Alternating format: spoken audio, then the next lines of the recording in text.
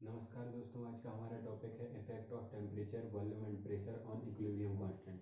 So basically topic यह है कि टेम्परेचर, प्रेशर और वॉल्यूम के चेंज करने से इक्विलिब्रियम कांस्टेंट पर क्या इफेक्ट पड़ेगा, और यदि इफेक्ट कोई नहीं पड़ता है सो इक्विलिब्रियम किस डायरेक्शन में शिफ्ट होगा। फॉरवर्ड डायरेक्शन में शिफ्ट होगा कि बैकवर्ड डायरेक्शन में शिफ्ट होगा कि शिफ्ट ही नहीं होगा। सो हमारे पास तीन डिफरेंट रिएक्शन है। फर्स्ट रिएक्शन है फॉर्मेशन ऑफ अमोनिया, सेकंड है decomposition of PCl5 and third is decomposition of hydrogen iodide. So इसमें हम ये देख सकते हैं कि हमारी पहली रिएक्शन में फॉर्मेशन ऑफ अमोनिया में number of gas molecules decrease हो रहे हैं, और जो हमारी सेकंड रिएक्शन है इसमें number of gas molecules increase हो रहे हैं। इसमें हम देख सकते हैं कि number of gas molecules reactant में 1+3 4 थे, और प्रोडक्ट में नंबर ऑफ गैस मॉलिक्यूल्स हैं 2। So number of gas molecules are decreasing in the direction of product. Second reaction में रिएक्टेंट में हमारा एक मॉलिक्यूल था, प्रोडक्ट में हमारे 2 मॉलिक्यूल हो रहे हैं, PCl3 + Cl2, 1 + 1 2। So number of gas molecules increase हो रहे हैं। और थर्ड रिएक्शन में number of gas molecules same है, डिक्रीज भी नहीं हो रहे ना ही इंक्रीज हो रहे हैं। Number of gas molecules reactant में 2 है और प्रोडक्ट में भी 1 + 1 2 है। सो 3 डिफरेंट टाइप ऑफ रिएक्शंस हमारे पास हैं। सो हम ये देखने की कोशिश करेंगे कि प्रेशर के चेंज से इन रिएक्शन में क्या इफेक्ट पड़ेगा। सो मैं आपको ये बताना चाहूँगा कि प्रेशर और वॉल्यूम को चेंज करने से टेम्परेचर में प्रेशर और वॉल्यूम को चेंज करने से इक्विलिब्रियम कांस्टेंट की वैल्यू सेम रहती है, चेंज नहीं होती है। इक्विलिब्रियम कांस्टेंट की वैल्यू को चेंज करने के लिए सिर्फ टेम्परेचर को ही चेंज करना पड़ता है। Without changing temperature we can not change the equilibrium constant. So यदि प्रेशर हम इंक्रीज करेंगे is analogous to compression. Pressure increase करेंगे, कंप्रेशन होगा, गैसियस मॉलिक्यूल्स पास आएंगे, फ्यूज़न होगा, रिएक्ट करेंगे। सो रिएक्ट करेंगे, कंबाइन होंगे, क्लैप होंगे। सो हम ये देख सकते हैं कि प्रेशर इंक्रीज करने से नंबर ऑफ गैसियस मॉलिक्यूल्स कम हो जाएंगे, डिक्रीज हो जाएंगे। सो प्रेशर इंक्रीज करने से इक्विलिब्रियम शिफ्ट होगा towards the direction of decreasing number of gas molecules. So हम अब देख लेते हैं कि डिफरेंट रिएक्शन में क्या होगा। सो पहली रिएक्शन है formation of ammonia, N2 + 3H2 gives 2NH3। इसको हावर्स प्रोसेस भी कहते हैं।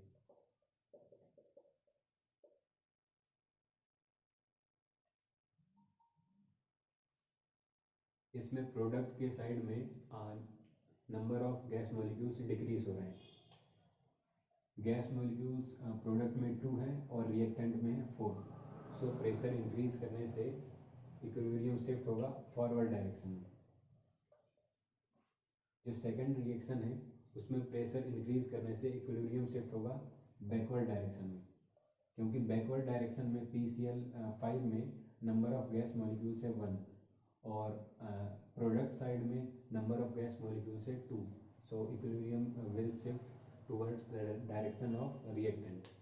तीसरी रिएक्शन में number of gas molecules reactant और प्रोडक्ट दोनों में सेम है।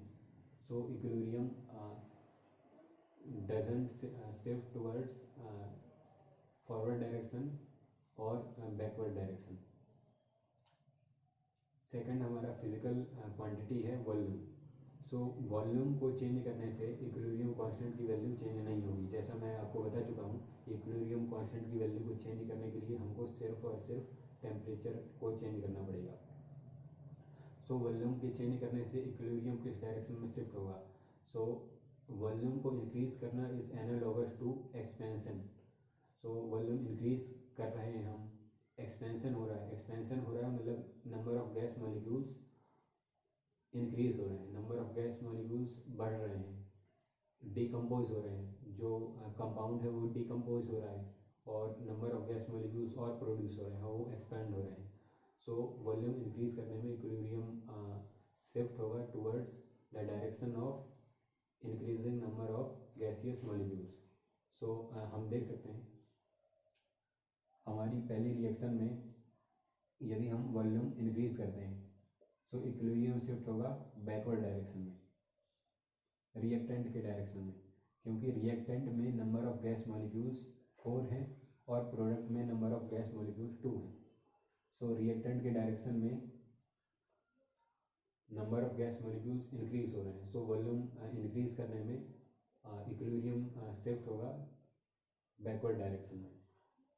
सेकंड रिएक्शन में वॉल्यूम इंक्रीज करने में इक्विलिब्रियम शिफ्ट होगा फॉरवर्ड डायरेक्शन में, क्योंकि फॉरवर्ड डायरेक्शन में नंबर ऑफ मॉलिक्यूल्स इंक्रीज हो रहे हैं। रिएक्टेंट में 1 थे और फॉरवर्ड डायरेक्शन में जाने में प्रोडक्ट में 2 हो रहे हैं, so equilibrium will shift in forward direction. Third reaction में number of gas molecules same है, तो equilibrium doesn't shift towards forward direction और बैकवर्ड डायरेक्शन। तीसरा हमारा फिजिकल क्वांटिटी है टेम्परेचर। सो टेम्परेचर चेंज करने से इक्विलिब्रियम कांस्टेंट की वैल्यू चेंज होती है, और इक्विलिब्रियम कांस्टेंट की वैल्यू को चेंज करने के लिए सिर्फ और सिर्फ टेम्परेचर को ही चेंज कर सकते हैं हम, और कोई वेरिएबल नहीं होता जिसको चेंज करके हम इक्विलिब्रियम कांस्टेंट की वैल्यू को चेंज कर सकें। सो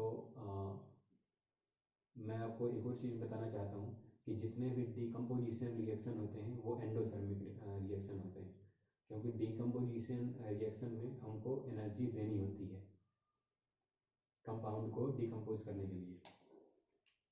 सो हमारी सेकंड जो रिएक्शन है PCl5, डिकम्पोजिशन ऑफ PCl5, सो ये एंडोथर्मिक है, ये लिखा है मैंने endothermic. Decomposition of hydrogen iodide भी एंडोथर्मिक है, क्योंकि all decomposition reaction are endothermic in nature.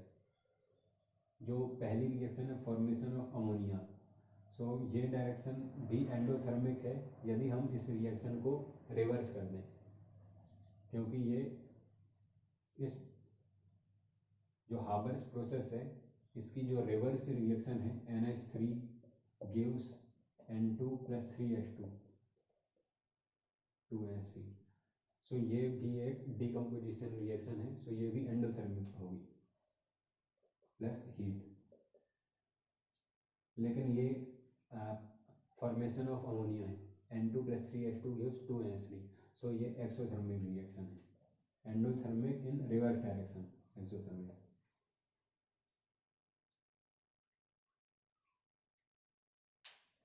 So temperature increase करने से इक्विलिब्रियम कांस्टेंट की वैल्यू इंक्रीज होती है in case of endothermic reaction, और टेम्परेचर इंक्रीज करने से इक्विलिब्रियम कांस्टेंट की वैल्यू डिक्रीज होती है in case of exothermic reaction.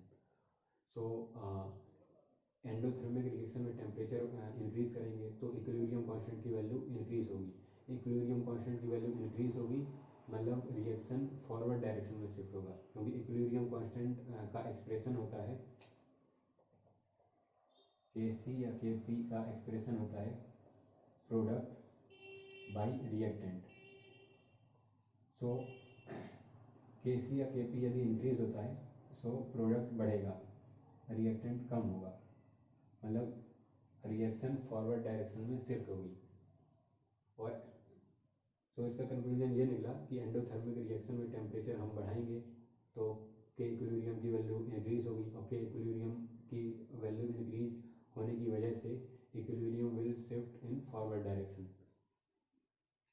Exothermic reaction में टेम्परेचर बढ़ाएंगे तो इक्विलिब्रियम कांस्टेंट की वैल्यू कम हो जाएगी, इक्विलिब्रियम कांस्टेंट की वैल्यू कम हो जाने की वजह से reaction equilibrium will shift in backward direction. So thank you.